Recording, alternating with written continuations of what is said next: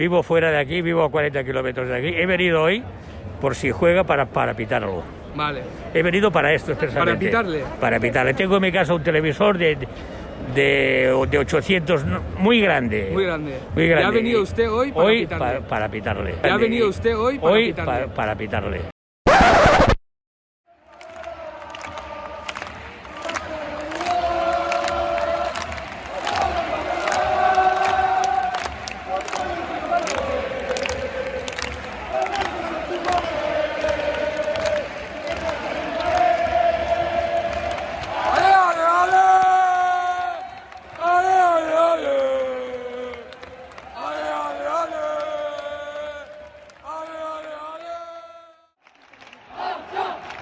¡Barça!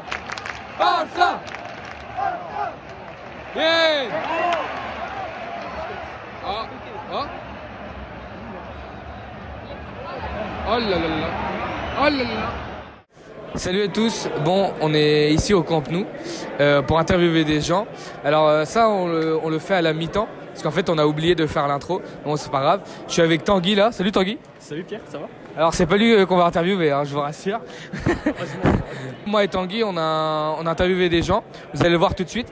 Sur une des vidéos normalement on a eu un petit problème de son, c'est pour ça que maintenant on fait avec le téléphone parce que c'est un bordel. Mais c'est pas grave, vous allez voir ça du coup dans la vidéo. N'hésitez pas à nous suivre sur les réseaux sociaux. On a un Twitter et aussi un Instagram. Sur Instagram, on est beaucoup plus actifs. On fait des avis après match. Moi, je les ai fait avant, mais maintenant Tanguy aussi va s'y mettre. Et voilà, je laisse Tanguy un dernier mot pour la fin. Voilà, News Tiki Taka, n'hésitez pas à nous ajouter. Donnez vos opinions, ça nous intéresse si vous voulez donner votre avis. Et puis si vous n'êtes pas d'accord, voilà, franchement, on est assez ouvert là-dessus. Et allez, tchuss. Voilà, tchuss. Comment vous appelez? Jérôme. Vous avez quel âge, Jérôme? Bientôt 50. ¿Cómo se llama usted? Carlos Aragay. Vale, ¿y cuántos años tiene? Muchos. Vale. 77. Salut, comment tu t'appelles? Je m'appelle Théo. Théo, d'accord. Tu as quel âge? Maintenant? Me llamo Marc, ¿Qué edad tienes? 18. Comment vous voyez cette période Xavi, l'ère Xavi, comme une période de transition?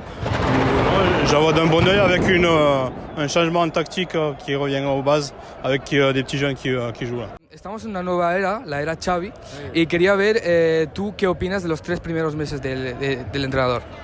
Bueno, la verdad es que han estado bien, pero bueno, yo creo que Xavi al final se tiene que acostumbrar más, pero bueno, de momento toca seguir así a ver si no la liamos con los cambios, porque a veces Xavi se da un poco la pinza con los cambios, pero bueno, bien, de momento bien. Bueno, la gran diferencia con Koeman es esta, que al menos jugamos como jugamos siempre, como ganamos el sextete y pues el triplete, y pues es lo bueno y como tenemos que jugar porque es como sabemos. Y por los jugadores que tenemos también muy bien, la verdad. Je pense que c'est par rapport aussi surtout au collectif et par rapport au milieu de terrain. On voit qu'en fait il y a énormément de toute la Guardiola en fait on voit qu'il commence à y avoir des triangles qui se forment.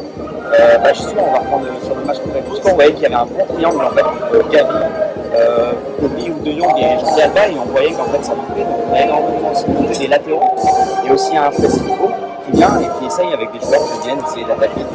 Yo creo que Xavi se ha encontrado con un pastel que no se lo esperaba. Quiero decir, yo creo que tiene capacidad, lo que no tiene son mimbres, ¿vale? Y que, bueno, la idea la tiene clara, lo que pasa es que no tiene la gente que él quisiera tener, ni que yo quisiera tener en el campo. Yo lo que cambiaría a veces sería ir más a buscar los goles, porque a veces con un 2-0 tocamos mucho la pelota y pues a mí me gustaría más ir a buscar, por ejemplo, el tercer gol. Vale. Y no tanto para atrás y yo qué sé, ir más a buscar más goles y yo qué sé, salir más rápido, no aguantar tanto el balón.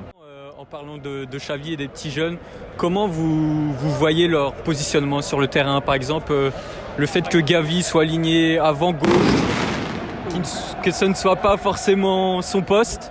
Le fait que Gavi pourrait être aligné au milieu à la place de Busquets. C'est justement l'intérêt de faire jouer des jeunes pour pouvoir les tester à leur meilleur poste. Je pense que c'est ce qu'il fait et puis il le fait bien. Il a un bon rendement, donc voilà, moi j'en suis content. Et puis il y a d'autres petits jeunes qui poussent comme Nico. Voilà, ça promet. Yo creo que en el campo lo que hay que hacer es limpiar todo lo antiguo, todo, empezar con la juventud, 2 fichajes buenos, paciencia a los socios, si no ganamos nada en 2 años, pero la juventud, juventud y juventud. Busquets, a Alba, a Piqué, Sergio Roberto, a todo esto sobra el Barcelona.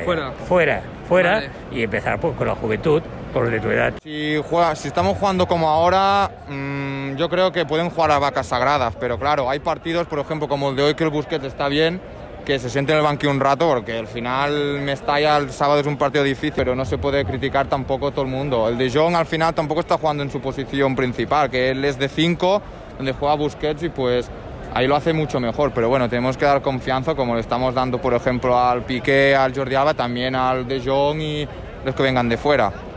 En fait, on est à peu près dans le même cas. C'est la vision de Xavi qui se base vraiment sur Busquets parce que, en fait, ce qu'il va faire, c'est qu'il va laisser Busquets avec énormément d'espace au milieu s'il peut et il va essayer de le suppléer.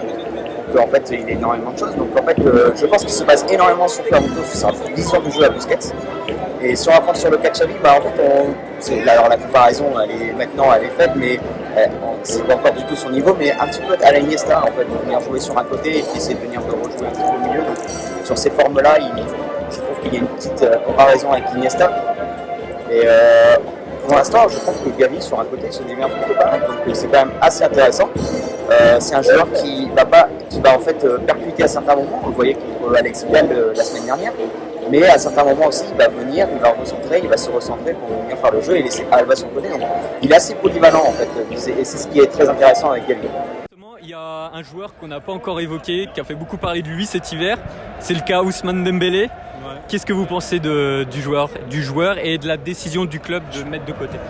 Je pense qu'il aurait dû penser avec son cœur plutôt qu'avec son agent. Et puis je trouve que c'est dommage qu'il parte. Bon, après il va partir, c'est quasiment sûr, mais je trouve ça dommage parce qu'on a une belle attaque maintenant et bon, il a raison de s'en servir parce que c'est bête de le mettre de côté. On a un joueur de qualité, il faut s'en servir. Et j'ai vu que sur le dernier match, il s'est donné. Donc voilà, il est vrai sur le terrain, donc faut pas s'en passer.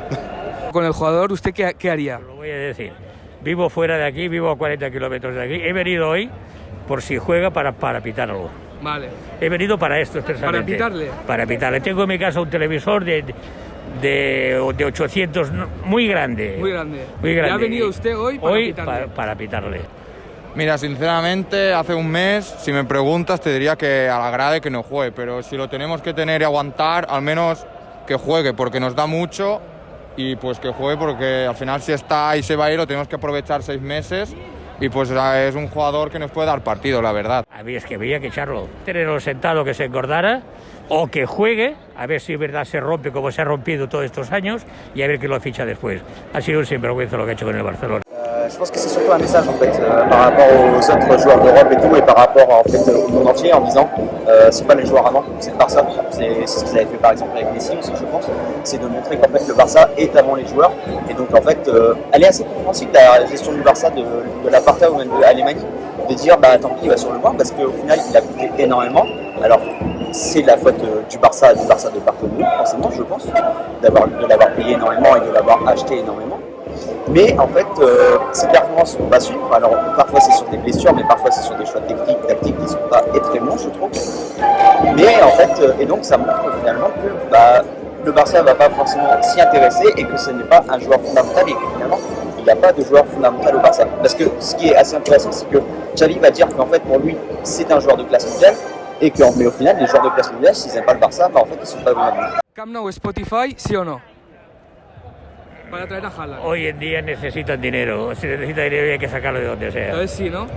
Habrá que decir que sí aunque no te guste. Qu'est-ce que vous pensez de cette naming et de ce contrat XXL signé entre le Barça et la grande franchise suédoise? Vu les comptes du Barça, il vaut mieux trouver de l'argent quelque part, donc c'est une bonne chose. C'est une bonne chose, ouais. Alors ça fait mal quand même, parce que Camp Nou, sur Spotify, ça fait quand même un petit truc bizarre. Il y a une histoire quand même autour du Camp Nou, autour du Barça et au nom de ce naming, donc il y a un petit côté un petit peu dommage, mais en même temps on sait que c'est pour le futur du Barça, donc moi personnellement je le comprends. Je trouve que en fait ça va pas tant changer tant que ça, on va continuer à dire Camp Nou et pas Camp Nou Spotify. Donc je pense qu'autour de la vision générale, je pense que ça changera pas énormément. Et on voit qu'en fait finalement les socios ne sont pas non plus si marqués que ça autour de ce naming, donc on met tout sur la Porta, on les fait confiance. mira, si tenemos que cambiar el nombre del estadio porque nos den el dinero ese, lo cambiaría. Por ejemplo, Haaland yo creo que es el sueño de muchos culés que estamos esperando porque va a ser una estrella, la verdad. Yo creo que el futuro es Haaland contra Mbappé y pues, joder, lo normal es que el Mbappé se vaya al Madrid, es lo normal, pero bueno, a ver si se queda ahí y si podemos fichar el Haaland, pues si tiene que llamar así, que se llame así. Économiquement, pardon. Si Mbappé va au Real, Haaland il le faut au Barça pour faire un Messi Ronaldo forcément. Et puis Haaland c'est vraiment un tueur quoi. C'est voilà. Après il reste à savoir le prix qu'il va falloir mettre. S'il se blesse, si c'est comme Dembélé qui se blesse tout le temps et il est souvent blessé aussi. Donc c'est un risque qu'on peut prendre, mais voilà. Moi j'aimerais bien le voir ici. C'est un gros joueur quand même. Alors même s'il commence à se blesser ces derniers temps, mais bon, ça reste un joueur quand il est sur le terrain avec Dortmund qui fait la différence et on compare même à Mbappé. Voilà, je pense qu'à partir du moment où tout est fait, c'est quand même un très gros attaquant qui a énormément de puissance et sans manquer de respect, par exemple Aubameyang, Ferran Torres, tout ça, ça reste un 9 pur qui en fait, je trouve, pourra être le véritable entre guillemets héritier de Luis Suarez au Barça, ce qui serait quand même crucial.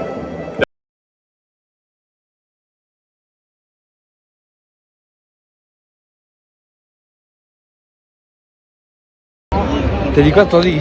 Comment? T'as dit quoi? J'ai dit à non, on va pas se coucher. T'as vu le top 5? Oh là, ça va. J'espère que l'arbitre après il a pas un rencard. Parce que...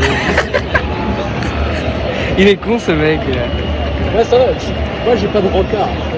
Ah bon? Bah si, quand même un petit. Avec le lit. Avec...